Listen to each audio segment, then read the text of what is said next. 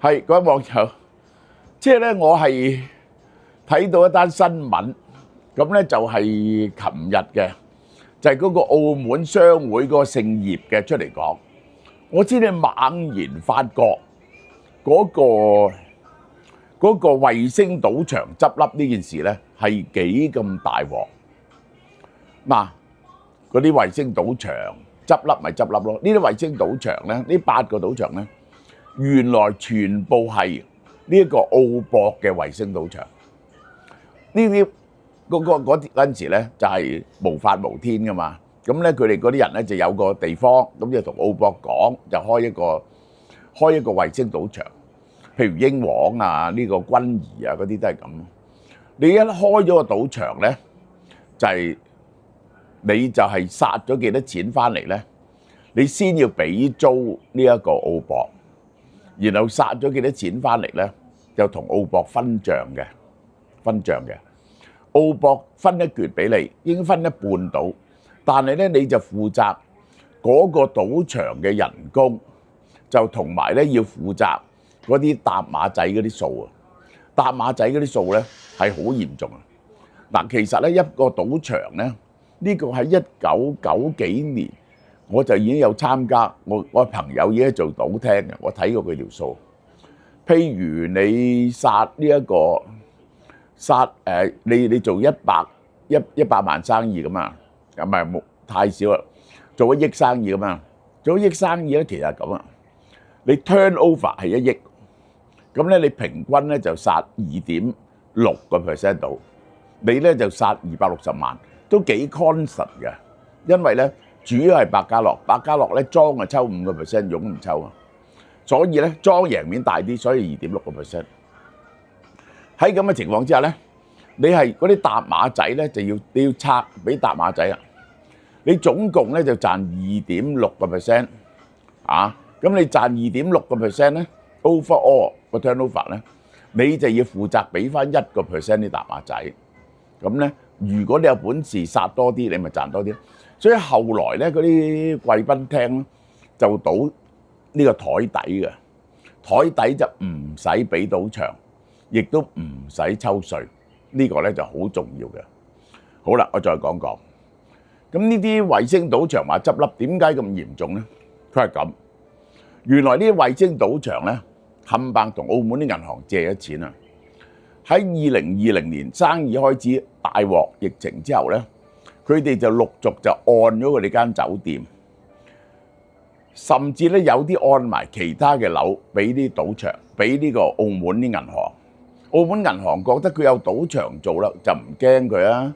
賭場嘅生意翻嚟，咪慢慢有錢還咯。佢哋爭澳門賭場幾多錢咧？佢話不但止佢哋爭，仲有咧附近有啲鋪頭，即係你有賭場喺度咧，附近咪又好生意咯。咁佢哋咧嗰啲好生意咧，就係嗰啲鋪頭咧，亦都係借咗銀行錢。佢話咁呢8個場。因為咧，佢其實係7間係酒店嚟㗎，7間酒店借咗澳門銀行500億，連埋附近啲鋪頭咧係600億。如果到咗年尾10月31號呢啲賭場執笠嘅話咧，佢哋至多還到一半，佢哋嘅 collateral 只還到一半。澳門銀行係會孭咗300億嘅壞帳，呢個咧係。咁我又要睇下300億嘅壞帳有幾大鑊咧？咁澳門嗰個銀行總共嘅存款係12000億，佢借出去嘅錢係1萬億，5000億就喺澳門，4000幾億喺外邊。如果有300億嘅壞帳咧，就已經係令到澳門銀行係全部都蝕本，執笠咧就唔至於。對，咁好啦，咁呢啲賭場啊，佢舊年做幾多生意咧？佢做100億，100零幾億。呢啲咧，佢啲賭場咧，全部就係全部係屬於澳博噶嘛。佢係佔澳博嘅佢係佔澳門整體嘅賭博嘅生意幾多個 percent 咧？係佔澳門整體賭博嘅呢一個係5-6%。5-6%，但係佔咗澳博嘅30%。所以都講話嗰啲人唔做，因為咧係佢自己拉翻嚟噶嘛，啲客係你係咪 keep 澳博 relocate 嗰啲賭台係咪執得翻嗰啲生意咧？嗱，於是咧去到呢度咧，我又睇一睇澳門嗰啲賭場嘅生意，我發現咧原來澳門啲賭場咧只係2間係賺大錢嘅，呢2間係賺錢嘅。就係金沙同埋呢一個銀河，呢2間嘅市值咧，就已經去翻係有千幾億嘅，有千幾億。咁咧就係佢哋賺幾多錢咧？佢哋大概賺100零億啦一年，純利可以賺到100零億一年。佢哋大概10倍、10零倍 PE 嘅啫。呢2間咧係好健康嘅。呢一個永利都有啲錢賺，賺得唔多。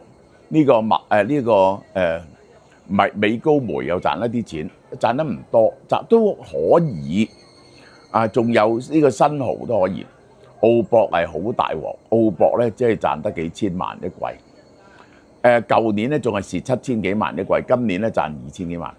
而家咧咁喎，澳門政府咧要你咁喎，因為呢啲衛星賭場咧就係佢有5000幾個員工嘅喎。而家咧呢一個澳門政府為咗避免造成失業咧，要澳博啃翻呢啲員工嘅，咁樣咧澳博一來一回少咗30%生意，可能少咗20幾個%啦，然後又要啃呢啲人工咧，澳博就蝕本啦又。而澳博咧係孭好重債嘅，好可能咧澳門第一間捱唔住嘅博彩公司就係澳博。而澳博係邊個管㗎？何鴻燊生前咧就將澳博交咗俾梁安琪，佢就用一套方法就lock死咗嘅。因為澳博嘅大股東咧就澳娛，即係嗰間原本佢同霍英東開嗰間公司。咁然後咧就係唔計澳娛咧，下邊拎最多股份嗰個就係梁安琪。咁所以咧梁安琪實際上就掌握澳博。點不知何超瓊梗係犀利啦！佢只要夾埋一個人啫，就控制咗澳娛啦。佢夾埋霍英東，霍英東仲有10幾個% 股份，於是佢哋加埋嘅股份就控制咗澳娛。透過控制澳娛咧，就控制澳博。而家澳博嘅組織咧，個董事局主席係何超鳳，佢係3個執行董事。何超鳳係董事局主席兼執行董事，另外嗰2個咧，一個咧就係係三姨太喎，係三姨太喎，第三房喎，佢就籠絡埋第三房。第4嗰個咧就係喺信德做嘢出身，即係何超瓊嘅馬仔。